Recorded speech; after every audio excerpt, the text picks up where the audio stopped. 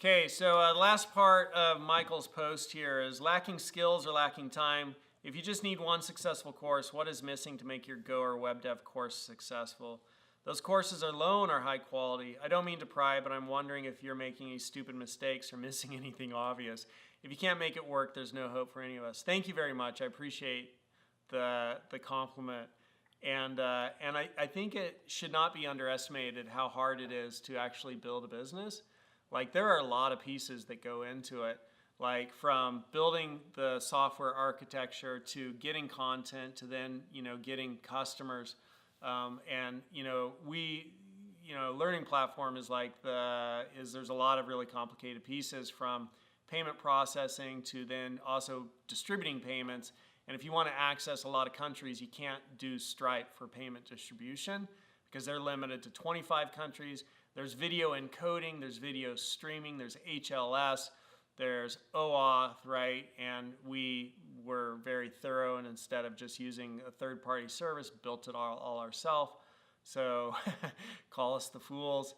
There's like building it the first time and then realizing our mistakes and doing another refactor and then doing a third to go into microservices.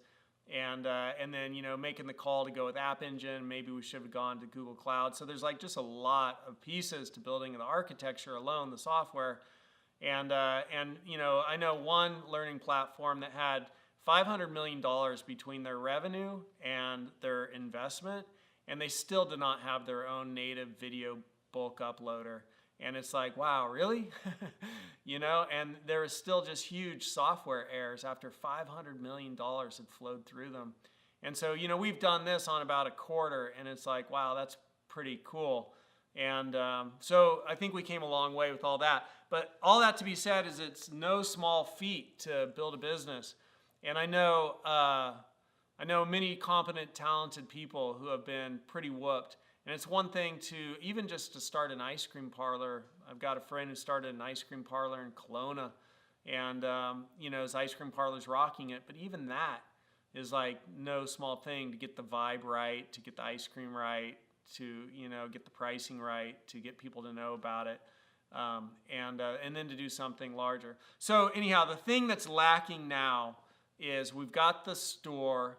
We've got some product on the shelves, those 2 Go courses that are good. It's good product. And the thing that's lacking now is just customers. And so how do we drive customers? And so that's the next hurdle. And so I'm exploring, how do I do that? Trying to grow my YouTube channel to gain awareness of it.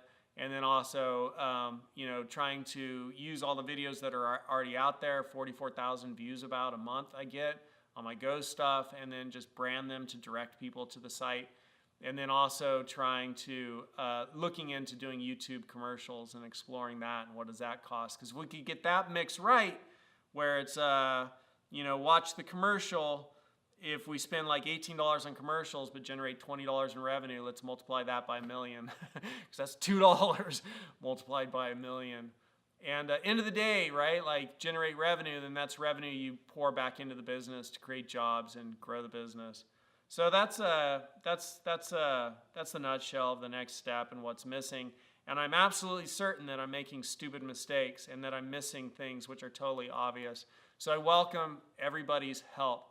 If you want to code on the project, I will totally give you access to the entire code base so long as you seem like a decent, straight up person. And, I have a friend who's an attorney, so there's the little document you got to sign that says you won't share it with others or use it inappropriately. And if you have other ideas, for helping make it great, I really want it to be a community thing. I've even toyed with open sourcing it. My friend Andrew Cole, right, so Twitter, he's done really well in business, built an Inc. 500. Here I am near my birthdays, around the time of my birthday, celebrating at his house.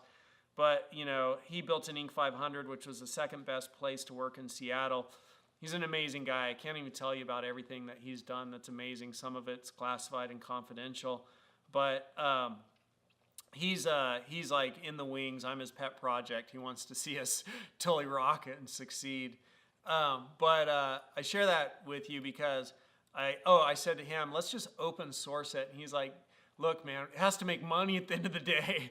Linus Torvalds, right, created Linux, and he still didn't make bank. You got to get this thing to be a profitable venture too. And so, so that we kicked around open sourcing, at least I did, but he was like not as enthusiastic about that. But getting people involved on the project, making it by the community, for the community, a place where it treats people well and teachers are well compensated, which I think society is really remiss for not paying teachers better. That's the goal, and I could use all the help I could get. So I'm looking to the community and asking each and every one of you, you included, please come help. Please come help. Not just for me, but for the larger vision, for everybody. So we could have this learning platform that is by the people, of the people, for the people. The promise that we've all sort of, the ideal that we've all striven towards, man, let's do it with a learning platform, if nothing else.